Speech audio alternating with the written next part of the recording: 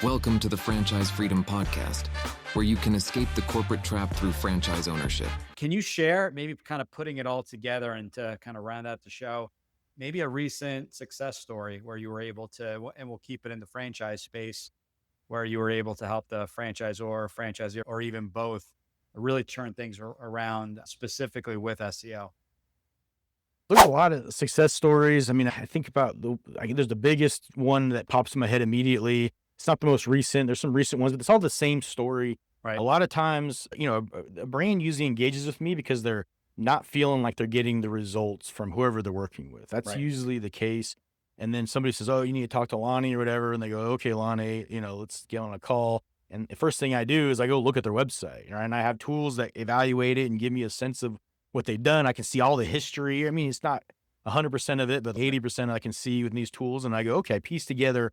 I already know what they did. I know, or what they didn't do. And I can look at their website. I mean, that's the beauty of being an SEO is everything's right in front of you. There's no guessing game. And so I can see the depth of the quality of the content, how well it was optimized, all of that. And I get on the call and I show them what their competitors are doing. I show them why the competitors are doing better. I give them lots of real world examples. I show them where their deficiencies are.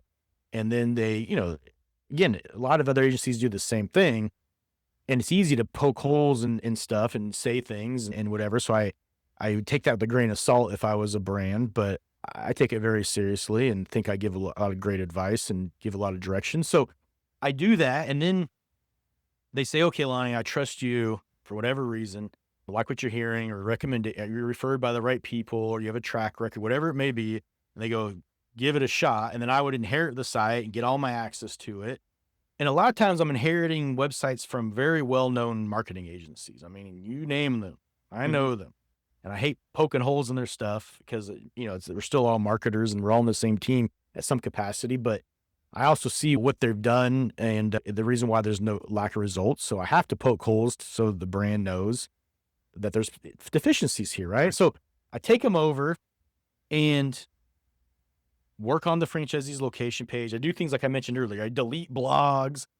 I do lots of things. I optimize the Google business profile and everything starts moving. And so I remember one brand specifically, which popped in my head. I went through the history, the research on them. They worked with probably the biggest marketing agency in the franchise space, which I'm not going to name names, but I'm sure you can. And they worked with them for 7 years, paying them, I can only imagine how much.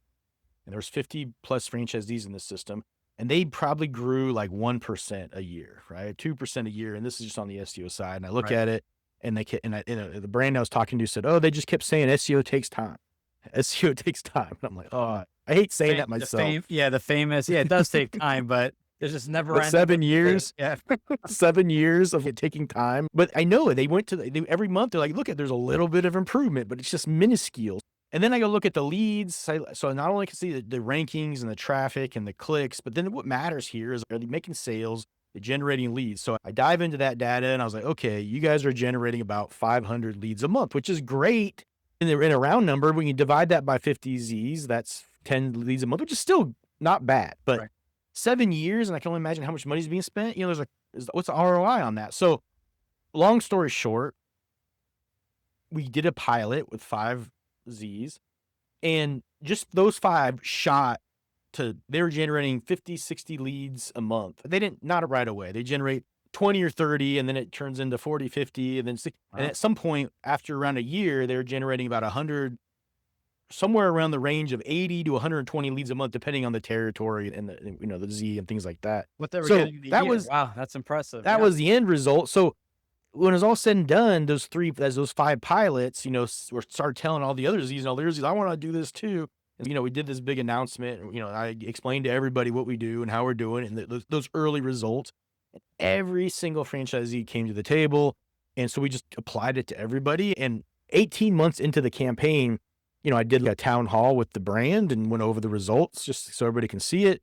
And I think we were generating 7,000 to 8,000 leads a month. Wow. And so that doesn't mean that's normal. It depends the different. This brand was around for a while. They had a lot of good stuff going for them. When I told you earlier about franchisees doing good things in business and being talked about, like, they checked all the other boxes. They just didn't have SEO dialed in right. Like, I just went in there and turned some knobs, did some stuff that wasn't done, and it can really move that fast. So again, not a exact that kind of trajectory is very aggressive. So I don't want to set myself up for failure and say I can do that for everybody, but just It's telling you that existing brands do things with full intent, thinking they're doing well, but depending on the industry you're in, how competitive it is, there's a whole nother tier, a whole nother level of what you can do to be competitive and make the stuff move. And that's where I like to feel that I take that level of depth and determination when I develop a strategy that I guess a lot of other agencies just don't do, or they think they're doing it, but they don't know that there's a whole nother level you can go to. And that's unfortunate, but that's a big success story that I like to, that's huge. No, I think about. that's huge because right, if maybe they're not up to speed on SEO, or they're not going about it the right way. And then, it's always, I hear, "Well, let's just dump money in paid ads. Let's just dump money here." And it's just, I call it almost like the black hole. Once you stop those ads, the leads stop coming in. So the SEO is something organic. Yes, Oh, some time, but it's, yeah. let me speak to that. I mean, you just hit on a perfect thing, and it's hard to explain. Is and first of all, I can't even make a case study about this because I signed an NDA, and the brand has a policy where they don't want to, anybody. So it's like it kills me, because I wish I could just put this out there, but it did happen.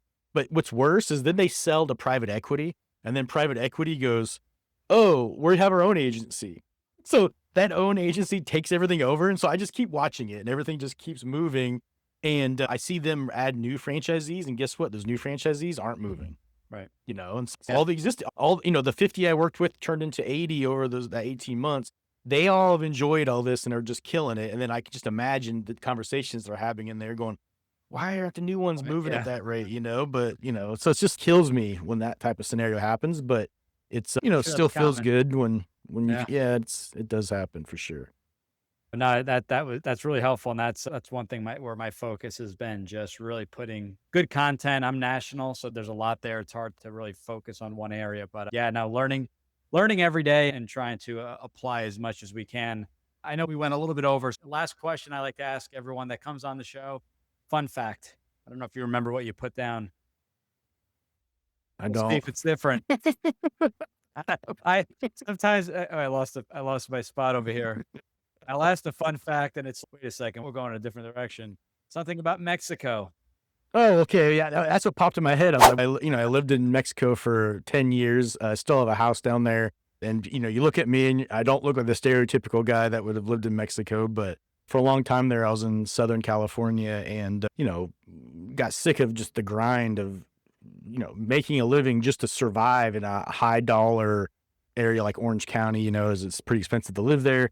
And I was like, you know what? I just need to take a vacation for a weekend, and went to Mexico and rented like a condo there and was like, what am I doing? But I mean, contrary to, not many people would do that. And there's all these fears of Mexico, which I can, talk about another day. But, I bet one of the best decisions to make in my life and happy to do it. And then I liked it so much. I moved there permanently, or at least for 10 years, and built an agency and hired a bunch of people there and trained them in SEO and everything. And a lot of them are still with me. I'm currently in Idaho, but I definitely have a big love for Mexico. I like my tacos. If you can't tell by looking at me, that's always a big thing that pulls me that direction Well, constantly. part two of the fun fact: in 10 years, you didn't learn the language. Not even once. That's the worst part. I mean, so I was surrounded by enablers. I mean, on one hand, my entire neighborhood is full of Americans. So everybody's there. The local bars around there, everybody speaks English. So that's the one thing. The second thing is when I hired the team, of course, I had to hire people that spoke English, so who just speak English to me. And then my wife speaks Spanish and English, so we'd go out. If it came down to it, she would just interpret it She was the and one, made my right? life easier. My brain doesn't work that way, though. I mean, I think that's the problem too. Is I'm an analytical person, numbers guy, statistics guy. My brain is not for language. Like I can even That's all now, right. I barely pick up words. It's not my nature. So it made it easier for me when I had these enablers surrounding me. So that's Google Translate. My wife is from the Czech Republic, and when I visit her family, I don't know. I mean, I know maybe 5 words of Czech, and I mean, you just talk in this thing, and it talks the other. I mean, it completely translates everything, and it's so convenient. I don't know how the hell we did it prior to that, but yeah, it's technology. oh, I Technology is great as long as it's working. Technology is great, or you have Well, internet. that's where I'm hopeful AI is going to come in and they're going to have a solution where, like, in real time, Yeah, I know Google translates okay, like it can get you through things, but I know AI would make it a whole nother level, especially when they, Facebook has those glasses that they're putting out there. I know other people are going to do the same thing. Thanks for tuning in. If you want to learn how to make the transition from corporate to owning your franchise, join Giuseppe on the next episode. You can also follow on all social media platforms and achieve financial and time freedom today.